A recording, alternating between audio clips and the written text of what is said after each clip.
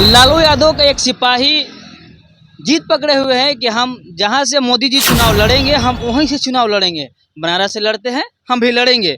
अब सोचने वाली बात यह है कि कहाँ प्रधानमंत्री चुनाव लड़ रहे हैं, जीत भी रहे हैं, अब फिर तीसरी बार दावेदारी कर रहे हैं प्रधानमंत्री की। देखिए अगर ये जो है आरजेडी के सिपाही होने के जो है इतना मकबूल है कि ये जो ललटेन लेके घूम रहे हैं, जो कि ललटेन छाप है इस बार चुनाव में आरजेडी का। राज कपूर धनकार नाम है इनका और झुग्गी झोपड़ी प्रकोष्ठ है आरजेडी से भी उपाध्यक्ष हैं। हम बात करेंगे कि आखिर जीत काहे पकड़े हुए हैं। देखिए मोदी जी, माननीय मोदी जी 2 बार प्रधानमंत्री बने, आज जितना वादा किए वो देश के लिए वादा पूरा नहीं किए। यहाँ तक के किए कि मेरे जाति के लोगों को भी ठगने का काम किए, के लोगों को सोना के थाली में पैर धोने का काम किए कि मैं सम्मान दे रहा हूँ दलितों को। वो सम्मान देने का काम नहीं किए हैं। वो गरीब के जिंदगी से, पूरे हिंदुस्तान के गरीब के जिंदगी से खेलने का काम किए हैं। उन्होंने थाली धोकर के सम्मान नहीं दिया।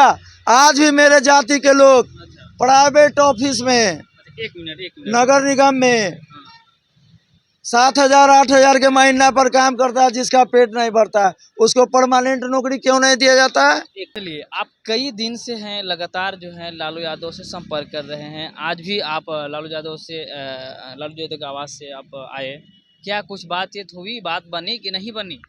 देखिए लालू यादव गरीबों का वो शक्ति है कि मैं पूरे बिहार में, मैं ये 2024 का इलेक्शन चल रहा है ना लोकसभा का, मैं पूरे बिहार का दौरा कर रहा हूँ। चूंकि मेरे पास दायित्व है, मैं राष्ट्रीय जनता दल के झुग्गी झोपड़ी प्रकोष्ठ, श्रमिक प्रकोष्ठ और स्वच्छकार प्रकोष्ठ का वरीय प्रदेश उपाध्यक्ष हूँ और पूरे बिहार का भ्रमण कर रहा हूँ।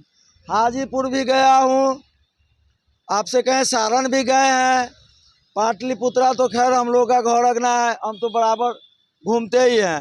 गया में गए, मुंगेर में गए, ऐसे ऐसे लगभग सारे जगह पर। मुजफ्फरपुर में तो मेरा पैतृक गांव है, मुजफ्फरपुर भी गए हैं। सब जगह से अच्छा रिपोर्ट है कि इस बार मोदी जी का सफैया है। इस बार बिहार में जो 40 सीट है लोकसभा का, वो 40 का 40 सीट इंडिया गठबंधन बिहार में जीत रही है। एक भी सीट भाजपा वाले को बिहार से मिलने नहीं जा रहा है। हमारा बहन रोहिणी आचार्य जो है वो भी सारण में बहुत भारी वोट से जीतने जा रही है। हमारे बहन मीसा भारती जो पाटलिपुत्रा से लालटेन छाप पर चुनाव लड़ रही है, वो भी भारी मतों से जीतने जा रही है।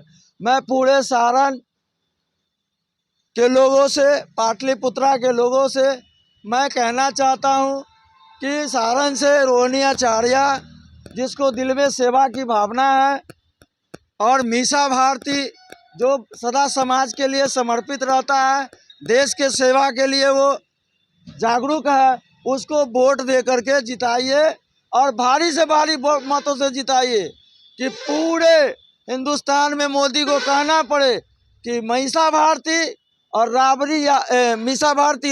रोहिणी आचार्य इतना वोट से कोई नहीं जीता हो।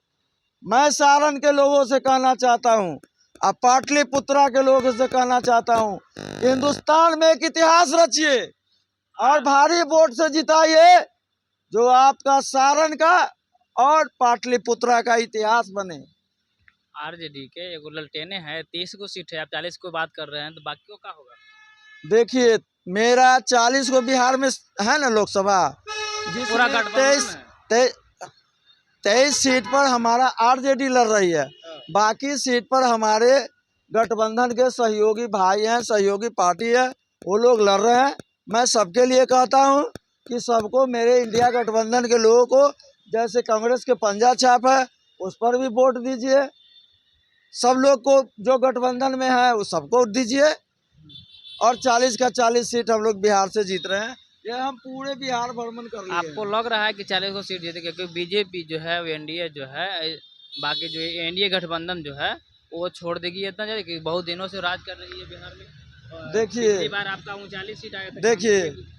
बिहार में जो भाजपा का गठबंधन है नीतीश कुमार के साथ, तो नीतीश बाबू को तो दिमाग जैसे गड़बड़ा के किया है। कभी पलट के हम लोग इधर आते हैं, कभी पलट के उधर जाते हैं, उनका कोई भरोसा नहीं है।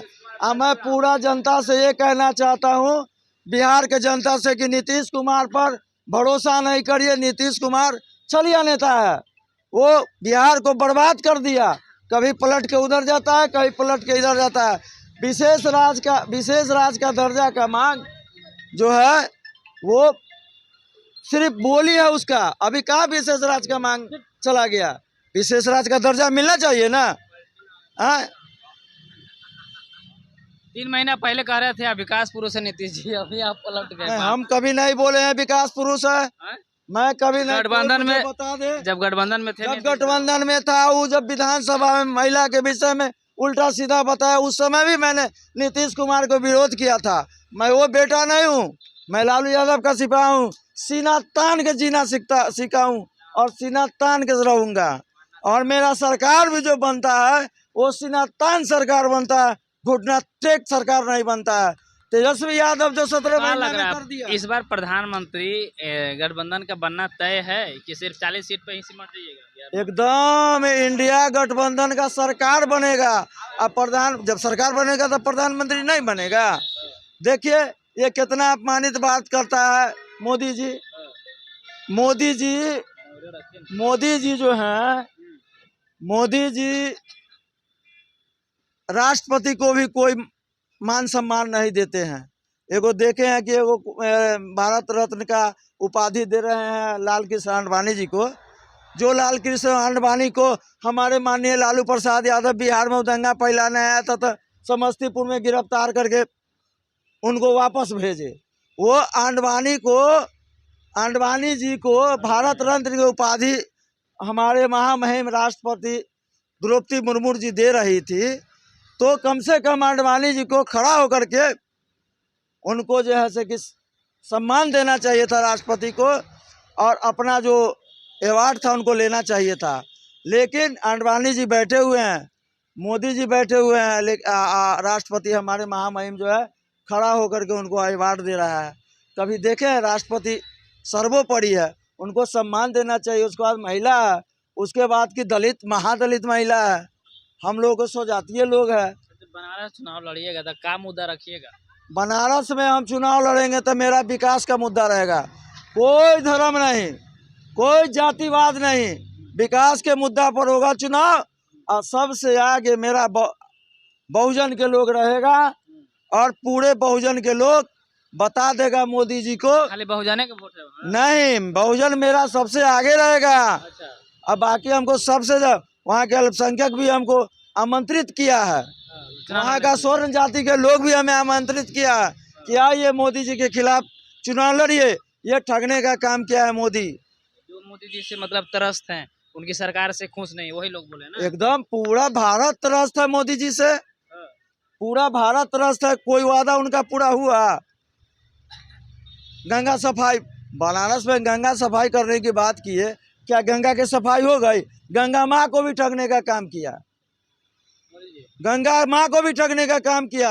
मैं लेकिन एक बिहार का बेटा राज कपूर धनकार बोल रहा हूँ, अगर वाराणसी से मैं अगर इलेक्शन जीत गया तो मैं गंगा का सफाई जरूर करवाऊंगा।